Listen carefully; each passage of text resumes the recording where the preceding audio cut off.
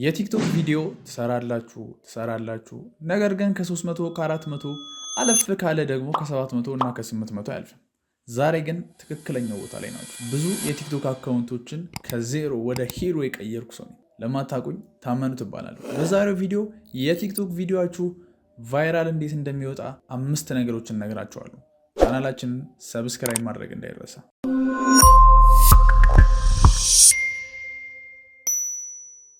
እንግዲህ በመግቢያችን ላይ እንዳልኳችሁ የቲክቶክ ቪዲዮአችን በብዙ ምክንያቶች ቫይራል ላይወጣ ይችላል።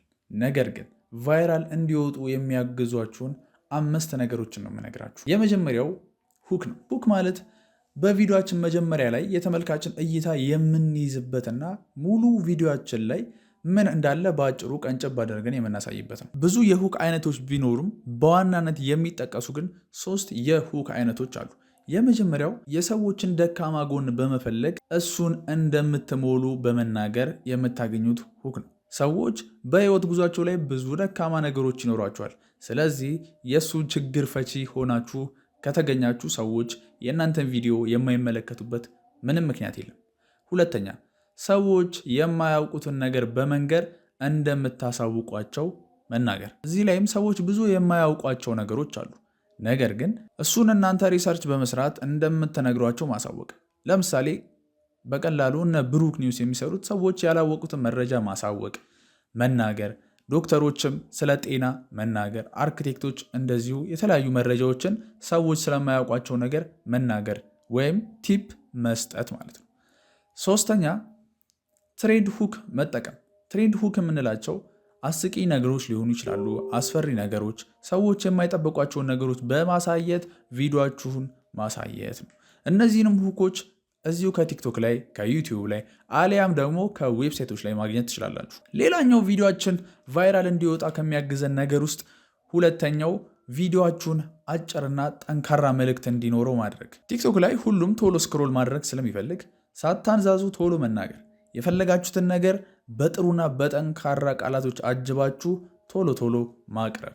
ኤዲት ስታደርጉም ዝም የተባለበትን ቦታ መቁረጥ እና ቪዲዮአችሁን ቢበዛ 40 ሰከንድ ብቻ ማድረግ፣ ከ40 ሰከንድ በታች ለማድረግ መሞከር።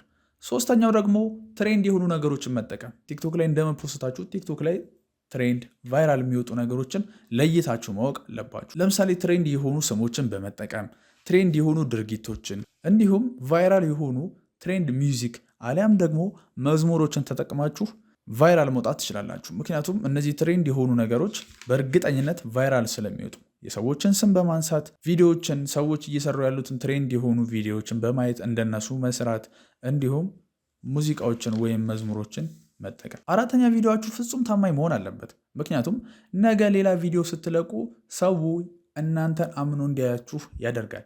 ነገር ግን ተአማኝነትና ግልጽነት የሌለው ቪዲዮ ስትለቁ ነገ የምትለቁት ቪዲዮ እይታዎቻቸው እያነሱ ነው የሚሄዱት። ስለዚህ በምንም ተአምር የውሸት ቪዲዮ፣ ሐሰተኛ መረጃዎችን የምትለቁ ከሆነ ቪዲዮአችሁ ቀጣይ ቫይራል የመውጣቱ ነገር አደጋ ውስጥ ነው። ስለዚህ ተጠንቀቁ። አምስተኛውና የመጨረሻው ደግሞ ኮንሲስተንሲ ወይም የምትለቁትን ነገር በወጥነትና በዘላቂነት መልቀቅ። ይህም በተመሳሳይ ሰዓት በተደጋጋሚ በየቀኑ ስትለቁ አልጎሪዝሙ እናንተን በዛ ሰዓት ስለሚጠብቃችሁ ነው። እዚህ ላይ ግን ትኩረት ማድረግ ያለባችሁ የምትለቁበት ሰዓት ተመሳሳይ ይሁን እንጂ ቫይራል የሚወጣበት ሰዓት የተለየ ሰዓት የለው። 4 ሰዓት ላይ መልቀቅ ከጀመራችሁ በየቀኑ 4 ሰዓት ላይ መልቀቅ። 10 ሰዓት ከሆነ የጀመራችሁት 10 ሰዓት መልቀቅ ነው እንጂ ቫይራል የሚወጣበት ሰዓት የለም። ቫይራል የሚወጣው ከላይ የጠቀስናቸውን 4 ነገሮች ወይም መስፈርቶች ካሟላ ነው እንጂ ሰዓቱ ስለተመረጠ አይደል። ስለዚህ እነዚህ ነገሮች በትኩረት የያዙ። የዛሬው ቪዲዮአችን ይህን ይመስል ነበር። ጠቃሚ እንደነበረ ተስፋ አደርጋለሁ። ጥያቄ ካላችሁ ኮሜንት ላይ ጠይቁኝ። አመሰግናለሁ። ቀጣይ ስለምን መስራት እንደምትፈልጉ ወይም ደግሞ ዲቴል እንድሰራላችሁ የምትፈልጉት ነገር ካለ ኮሜንት ላይ አስቀምጡልኝ። ሰብስክራይብ ማድረግ እንዳይረሳ።